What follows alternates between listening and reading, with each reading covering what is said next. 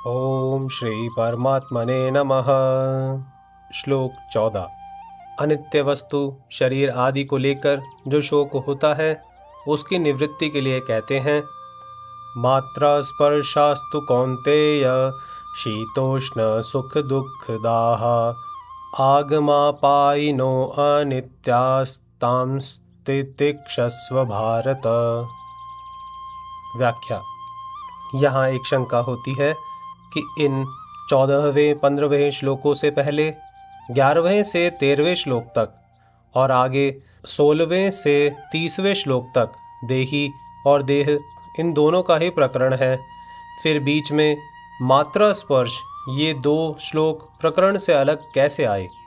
इसका समाधान यह है कि जैसे 12वें श्लोक में भगवान ने संपूर्ण जीवों के नित्य स्वरूप को बताने के लिए किसी काल में मैं नहीं था, ऐसी बात नहीं है, ऐसा कहकर अपने को उन्हीं की पंक्ति में रख दिया, ऐसे ही शरीर आदि मात्र प्राकृत पदार्थों को अनित्य, विनाशी, परिवर्तनशील बताने के लिए भगवान ने यहाँ मात्रा स्पर्श की बात की है।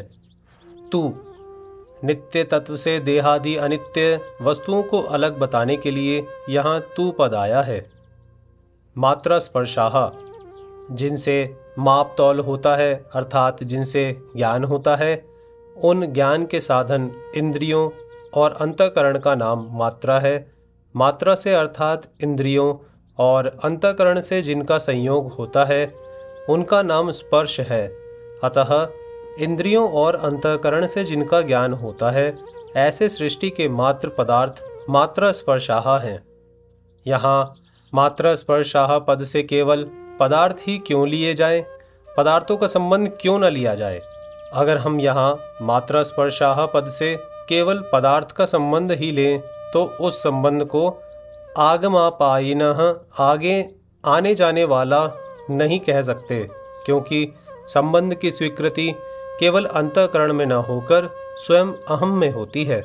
स्वयं नित्य है, इसलिए उसमें जो स्वीकृति हो जाती है वह भी नित्य जैसी ही हो जाती है। स्वयं जब तक स्वीकृति को नहीं छोड़ता तब तक वह स्वीकृति ज्यों की त्यों बनी रहती है।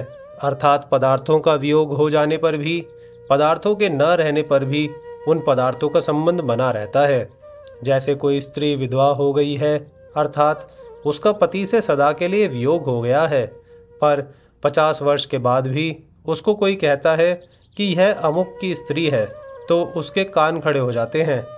इससे सिद्ध हुआ कि संबंधी यानी पति के न रहने पर भी उसके साथ माना हुआ संबंध सदा बना रहता है। इस दृष्टि से उस संबंध को आने जाने वाला कहना बनता नहीं। अतः यहाँ मात्रा स्पर्शाहा पद से पदार्थों का संबंध न लेकर मात्र पदार्थ लिए गए हैं।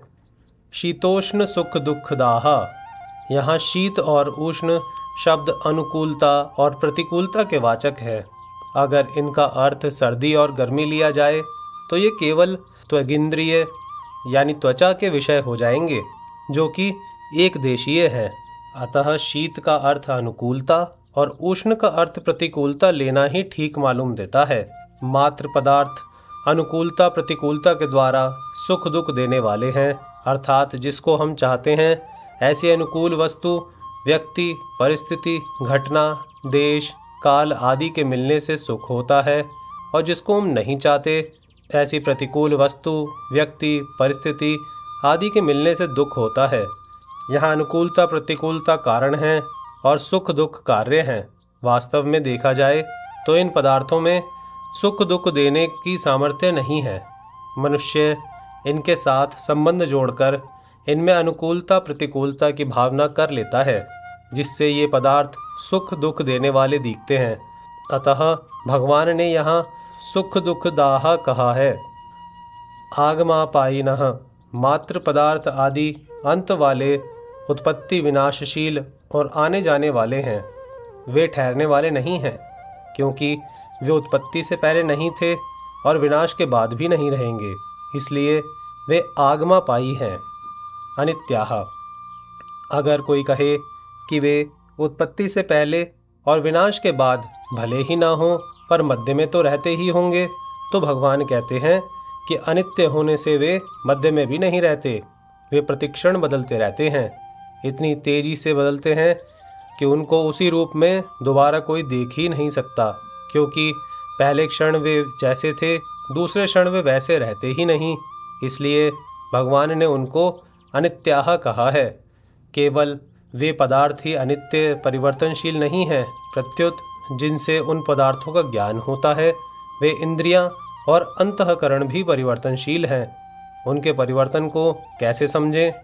जैसे दिन में काम करते करते शाम तक इंद्रियों आदि में थकावट आ जाती है और सवेरे तृप्तिपूर्वक नींद लेने पर उनमें जो ताजगी आई थी वह शाम तक नहीं रहती, इसलिए पुनः नींद लेनी पड़ती है, जिससे इंद्रियों की थकावट मिटती है और ताजगी का अनुभव होता है। जैसे जागृत अवस्था में प्रतिक्षण थकावट आती रहती है, ऐसे ही नींद में प्रतिक्षण ताजगी आती रहती है। इससे सिद्ध हुआ कि इंद्रियों आदि में प्रतिक्षण परिवर्तन होता रहता है। यह मात्र पदार्थों को स्थूल रूप से आगमापायिनः और सूक्ष्म रूप से अनित्याः कहा गया है। इनको अनित्य से भी सूक्ष्म बताने के लिए आगे 16वें श्लोक में इनको असत कहेंगे और पहले जिस नित्य तत्व का वर्णन हुआ है उसको सत कहेंगे। तांस्तितिक्षस्व, ये जितने मात्रा स्पर्श अर्थात इंद्रियों के विषय हैं उनके सामने आने पर यह अनुकूल है और यह प्रतिकूल है, ऐसा ज्ञान होना दोषी नहीं है। प्रत्युत उनको लेकर अंतःकरण में राग द्वेष हर्ष शोक आदि विकार पैदा होना ही दोषी है। अतः अनुकूलता प्रतिकूलता का ज्ञान होने पर भी राग द्वेष आदि विकारों को पैदा न होने देना, अर्थात मात्रा स्पर्शों में निर्विकार रहना ही उनको सहना है। इस सहने को ही भगवान ने तितिक्षस्व कहा है। दूसरा भाव यह है कि शरीर, इंद्रियां, अंतःकरण आदि की क्रियाओं का, अवस्थाओं का आरंभ और अंत होता है तथा उनका भाव और अभाव होता है।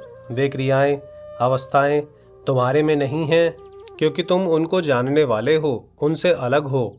तुम स्वयं ज्यों के त्यों रहते हो, अतः उन क्रियाओं में, अवस्थाओं में तुम निर्विकार रहो। इनमें निर्विकार रहना ही तितिक्षा है। जय श्री कृष्ण।